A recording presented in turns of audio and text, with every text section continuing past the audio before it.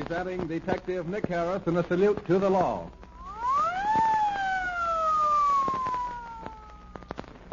Ladies and gentlemen, tonight we bring you Detective Nicholas B. Harris, President of the International Secret Service Association and Chief of the internationally known Los Angeles Detective Agency bearing his name, in another true-to-life crime story taken from his own files and proving to the youth of today the folly of committing crime.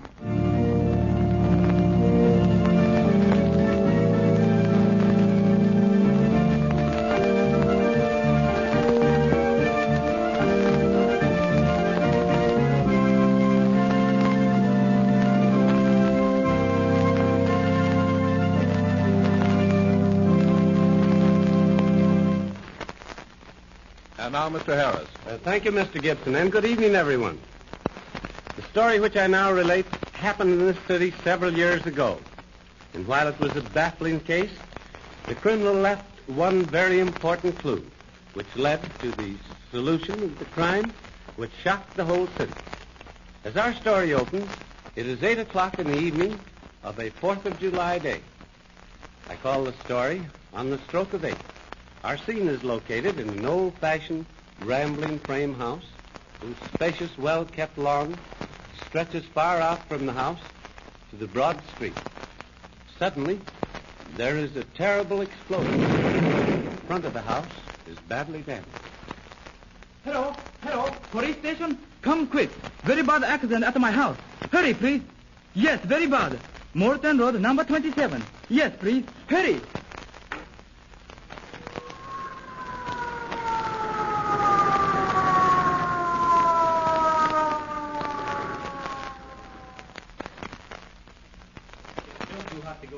Captain. Let's take a look around the grounds. Good idea, Mike. It's lucky the fire didn't amount to anything, so we'll have plenty of chance to find out the cause of the explosion. It looks darn suspicious to me. Yeah. Come on, I want to get a hold of that Jap houseboy. He may know something. Here he comes now. Here, boy. Boy, come here. You want to see me, Captain? Yes. I want to ask you some questions. I don't know, please. What's your name? Suki. I am houseboy for boss, Mr. John Hart. How long have you been working for Mr. Hart? For 5 years. Mr. Hart is very nice employment. Where were you when the explosion took place? I don't know, please. Oh, you don't know? Well, try to remember. Perhaps you know who was in the house when the explosion happened. Where were the rest of the servants? The boss tells they can have the night off. He stay at home. Then he must be in the house. I think so. And I am so very sorry. A very fine old gentleman. All the servants go to see 4th of July fireworks. Did you go? Oh, no. Very soon I go, but then the explosion, he happened, and I stay. So you stayed at home. Where were you when it happened? I was away in the backyard, in the greenhouse. I work with the flowers, digging. Keeping at a safe distance, were you? Yes, sir, please. All right. That'll do for now. You can go. Thank you, please. I am very sorry. Oh, so sorry. Darn funny he should be working with the flowers at a safe distance from the house at just the time of the explosion. Yeah. People don't usually work with flowers at night, especially when they're going out for the evening, and he's all dressed up. Yeah, I noticed that.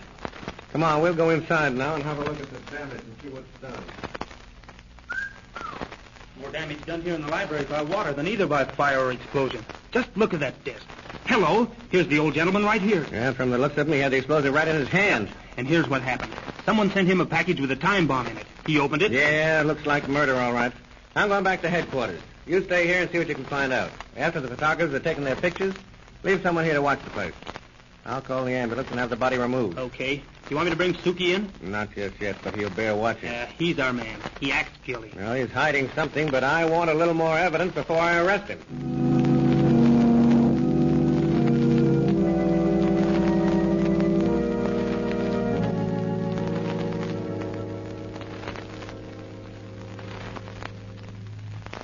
Well, Captain, where do we go from here on that hard case?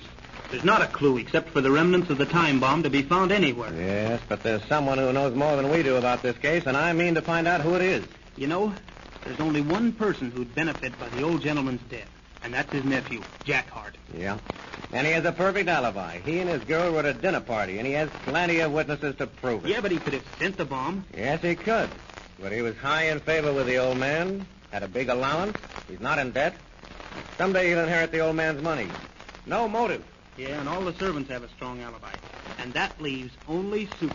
Yeah, I guess you're right. The Hart Japanese houseboy, Suki, is here to see you, Captain. He is. Show him in. Yep. Well, what do you know about that? Now we're getting somewhere. Come in, Suki. Yes, please. Shut the door and come over here and sit down. All right, now, Suki, what do you want to tell me? I do very wrong. I do very bad, please. Yes? I make one very big mistake. And so poor boss, Mr. Hart, he die. So you did kill him. Oh, Why? No, please. Mr. Hart, he's very nice gentleman. Let's have your story. Tell it in your own way. 4th of July night, I go out in backyard to greenhouse to close doors and wrap. I think I get some flowers for my lady that I am taking to dinner, and so I forget to write firecrackers like she said. But I am keeping the money she sent in her note. I am also sorry, for it is bad that I keep the money and do not write the firecrackers like she paid me for. I don't get you. What firecrackers were you supposed to light, and who told you to light them? The young lady, please. You see, it is my boss's birthday, and I hear the doorbell ring. I go, and there is a package. Who brought it? A young lady. Who was she? She is Mr. Jack's lady. Go on with your story. She only say, Suki, here is a birthday present for Mr. Hart. See that he get it just 10 minutes before 8. It is a nice surprise. And then she say, here is a package of large firecrackers. Then she say, you can read English writing? And I say, oh, yes, please, I go night school. And she's very pleased and tell me, after I have given the boss the package, I must do what she write in the note. And what did she write in the note? She say, at exactly 8 o'clock, I must be away in the backyard, and I must light the firecrackers all at one time, so they make big celebrations to celebrate the boss's birthday. And she also put in $5 bill for me. I start to get flowers, and so I forget the firecrackers, and I do not earn the money she gave me. So I must return it. Oh, so very sorry to spoil her nice surprise. But you did give the package to Mr. Hart? Oh, yes, and he is very pleased.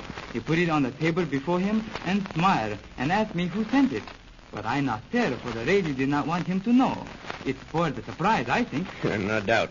Then what happened? Mr. Hart read the card, which say, do not open package until 8 o'clock, the hour you were born. Did she sign her name? No, please. He just signed a friend. Was the old gentleman pleased? Oh, yes. He said he would open it at 8. He take his watch out to watch the time, and I left him sitting at his desk. Oh, so very And sorry. then you went out to gather the flowers? No, please. I went out to light the firecrackers, and then I forget when I am putting the flowers.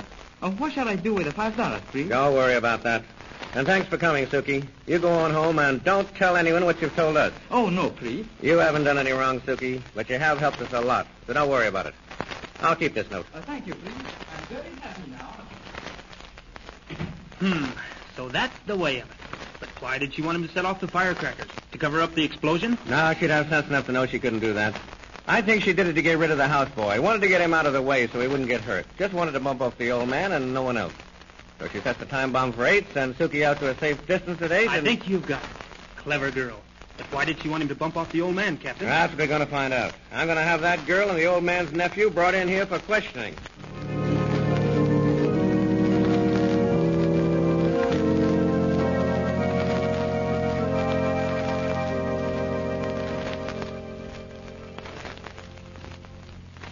Really, Captain Hull, I'm a little lost to know why you've had me brought here. That, Miss Ruth Ray, is what we're going to find out. But first, I'm going to ask you a few questions. And may I presume to ask you just what these questions are pertaining to? There's no harm in telling her that, is there, Blake? Oh, no, Captain. Her question's fair enough. I'm going to question you, Ruth. Miss May, to you, please. I'm going to question you, Ruth, about the murder of Mr. John Hart, the uncle of the man you were planning to marry. Oh, was he murdered? Does Jack know? No, I don't think he does. Oh. And just why do you think that I know anything about the murder, if it was a murder, which I strongly doubt? Because you killed him. I? Don't be absurd. Why should I kill the old gentleman? This is ridiculous. It's not ridiculous, but a cunning and diabolical murder. You know who did it? So you might just as well come clean and tell us the whole story. I refuse to answer any of your silly questions. I want Jack brought in here now. Why are you keeping him out there? Are you sure you want that? Do you want him to know just who and what you are? I don't know what you mean. Ruth, we know you're guilty. We know that you made the bomb yourself. We know you got your instructions from a book we found on your dressing room table. We know that you delivered the package to the houseboy Suki along with a package of firecrackers and a note of instructions to him. This note had a $5 bill in it. Aren't you being rather dramatic, Captain? And we know the motive for the murder. We've proven beyond a shadow of a doubt that Jack Hart had nothing to do with it. And we know your record. Okay, Copper. I guess you've got the goods on me. Give me a cigarette. Thanks. Well, yes, I did bump the old fool off because I knew too much. A day or two before the explosion, there was a knock at my apartment. Come in, please. Oh, I beg your pardon. You're Mr. Hart, aren't you? Jack's dear uncle. Won't you sit down? No, thank you.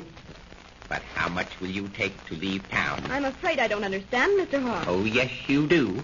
How much will it cost me for you to leave town and never see my nephew, Jack, again? I'm asking you a straight question, Mamie Sloan, and I want a straight answer. And we'll save time if I tell you that I've hired detectives who've checked your past life.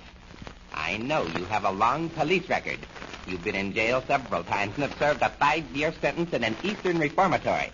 So how much money do you want to leave my nephew alone and get out of town? Oh, smart guy. So you've been looking me up, have you? Well, just you listen to me, you doddering old fool. You can't buy me off, get me? I'm going to marry that nephew of yours, and you can't stop me. Oh, yes, I can. I'll tell him just who and what you are. And you think he'd believe it? The poor sap hasn't brains enough. I've got him right where I want him, and I'm not going to give him up. I'm going to be Mrs. Jack Hart, and I'm going to spend your dough. Get me? Here is a check for $1,000. Take it and leave, and I'll never tell Jack about you. Refuse, and I'll cut him off without $1 if you marry him. And furthermore, no funny tricks.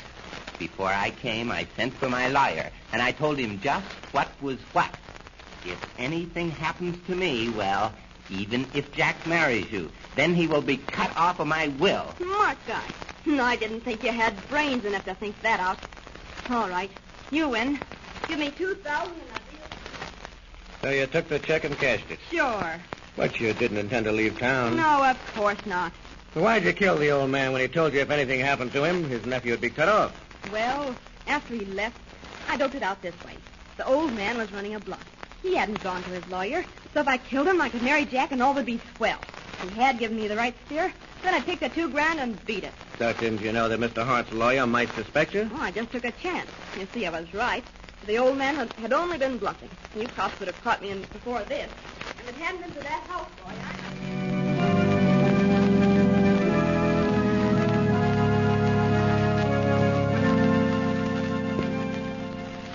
And so the mystery was solved through the honesty of the Japanese houseboy, who wanted to return that $5 bill. Which goes to prove that no matter how cleverly a criminal plans and carries out his crime, the law always, sooner or later, catches up with him and proves again, as I have so often said, crime does not pay. Thank you, Mr. Harris. Ladies and gentlemen, you have just heard Detective Nicholas B. Harris, chief of the internationally known Los Angeles Detective Agency, bearing his name in another true-life drama entitled On the Stroke of 8. Fictitious names and places have been used throughout this narrative, and any similarity to persons living or dead is purely coincidental. This story was dramatized for radio presentation by Adila Comer and is a Carolyn Carroll production. Mr. Harris wishes me to thank the following cast of characters. Betty Lou as Ruth May, Ben Kumagai as Suki, Bob Polton as Blake, Bob Shopfer as Uncle John Hart, George Ford as Captain Hull, with Wesley Tudlot at the console of the organ. Mr. Harris will again be heard next Sunday afternoon at 12:30 over this same station in the second of his new program series entitled Crimes in the Headlines, with Bob Palmer and his Utah Trail Boys, Frank Lawrence, Vidal Ortez, and Clarence Cuthbert. Mr. Harris will also be with us next Tuesday night at 8:15 in another most intriguing drama entitled Prospector's Gold. Your announcer has been Jim Gibson.